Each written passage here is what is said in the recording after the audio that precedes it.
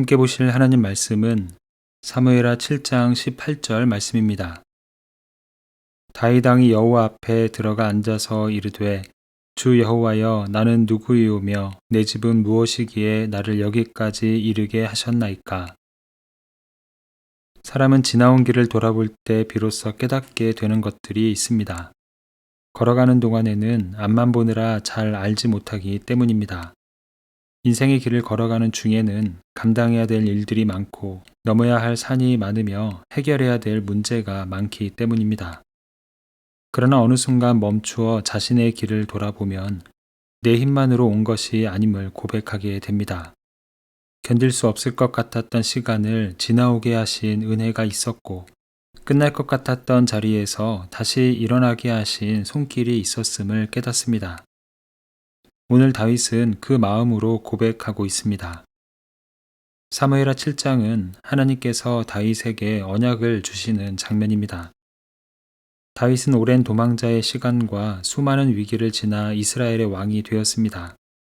하나님은 그를 위협하던 대적들을 물리쳐 주시며 그 나라를 안정되게 하셨습니다.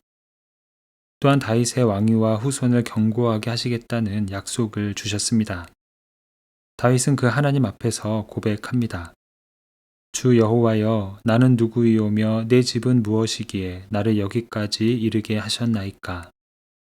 자신이 누구이기에 이토록 큰 은혜를 베푸시는지 물으며 하나님께 감사하는 고백입니다. 아무리 생각해도 자신의 힘으로는 살아올 수 없었던 인생이었음을 깨달은 것입니다. 자신이 왕의 자리에 오른 것도 그의 집과 후손을 향한 언약까지도 오직 하나님의 은혜임을 고백하고 있습니다.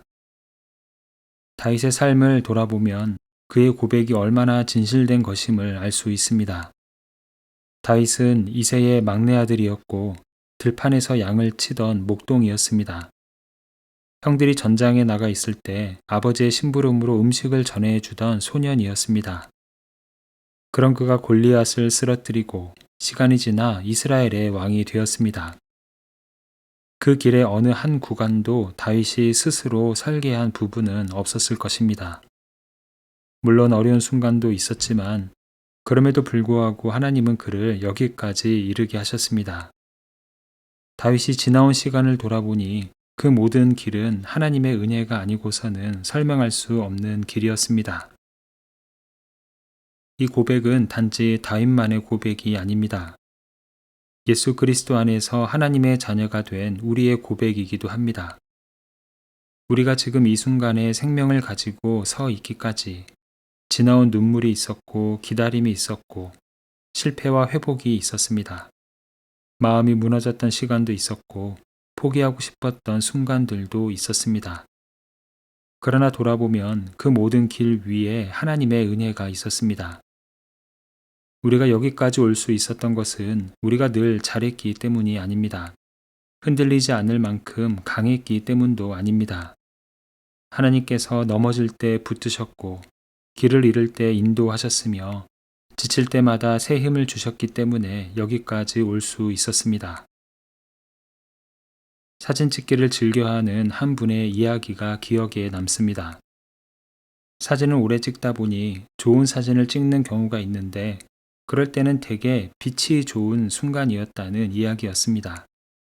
사진을 찍는 사람의 기술도 필요하고 구도와 타이밍도 중요하지만 아무리 준비가 되어 있어도 빛이 없으면 그 장면을 깊이 있게 담지 못한다는 것이었습니다.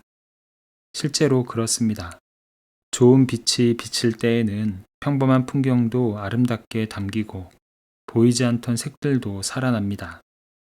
그래서 좋은 사진을 찍게 되는 날이면 자신의 실력을 자랑하기보다는 그 순간 좋은 빛이 주어졌다는 사실에 감사하게 된다는 이야기였습니다. 은혜로 살아온 우리의 인생과 비슷하다는 생각이 듭니다. 우리가 여기까지 오는 동안 우리의 수고와 선택이 없었던 것은 아닙니다. 그러나 그 모든 과정 위에 하나님의 은혜의 빛이 비추지 않았다면 오늘의 자리까지 올 수 없었을 것입니다. 오늘 다윗은 그 고백을 하고 있습니다. 우리가 즐겨 부르는 찬양의 고백 그대로입니다. 은혜라는 찬양입니다. 내가 누려왔던 모든 것들이, 내가 지나왔던 모든 시간이, 내가 걸어왔던 모든 순간이 당연한 것 아니라 은혜였소.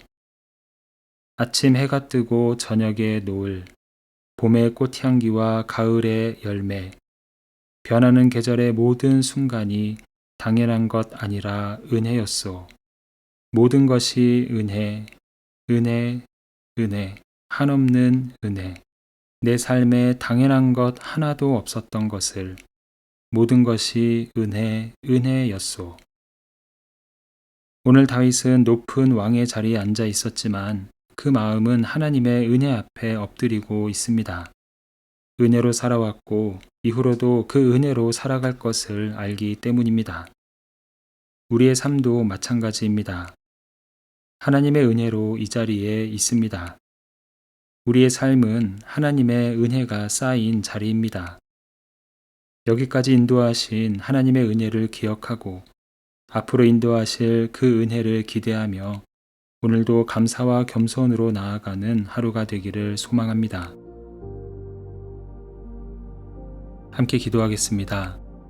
사랑의 주님, 우리의 삶을 여기까지 인도해 주신 은혜에 감사를 드립니다. 지나온 세월을 돌아볼 때마다 우리의 힘과 능력으로 살아온 것이 아니라 하나님의 손길과 도우심으로 오늘에 이르게 되었음을 고백하게 됩니다. 넘어질 때 붙들어 주시고 길을 잃을 때 인도해 주시며 지쳐 주저앉고 싶을 때마다 새 힘을 주신 은혜를 늘 기억하게 하여 주시옵소서.